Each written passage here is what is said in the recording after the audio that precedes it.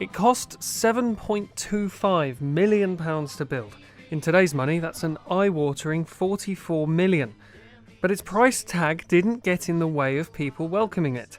Pat Percival, who was the Northampton reporter with the Evening Telegraph in the 1970s, remembers it in her article of April the 8th, 1976. It has been described by the architects as more of an air terminal than a bus terminal, and by the builders as one of the finest in Europe. It is not only pleasant on the eye, it is a feat of engineering and £7 million worth of comfort for thousands of passengers who will converge on it every week of the year.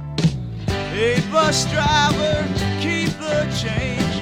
Bless your children, give them names. Viewed through today's specs, you'd be forgiven for thinking Pat was describing a different building entirely, and it wasn't long before people started pointing out problems with Greyfriars. I've yet to hear one word of anything other than condemnation from public and crew alike. It's wonderful to be held up by a non-working escalator and a lift that won't come and's always getting stuck with people inside, and then missing your bus and having to sit, if you're lucky, and wait for half an hour, gradually getting more and more cold on chilly days. A point of amusing interest.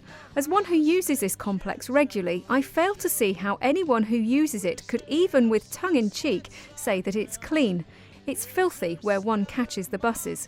And as for being warm and cosy in the winter, early in the year when the complex was opened, I almost froze to death there, although warmly clad. The problems didn't stop in the passenger areas either. Today, in 2014, Mary Markham is a borough councillor, but in 1976 she worked in catering and was manager of the restaurant in the offices above the bus station. I remember the warning was that you couldn't move any of the equipment because if you did, it was likely to fall through the floor into the car park below. They weren't the only problems. I remember second, third day here, all of the waste was coming up through the drains, and the only way to get rid of it was to have rods and push it out the other end. And unfortunately, that was over the cars of the directors in the car park. The one thing Greyfriars wasn't short of was space. What it was short of, though, was tenants.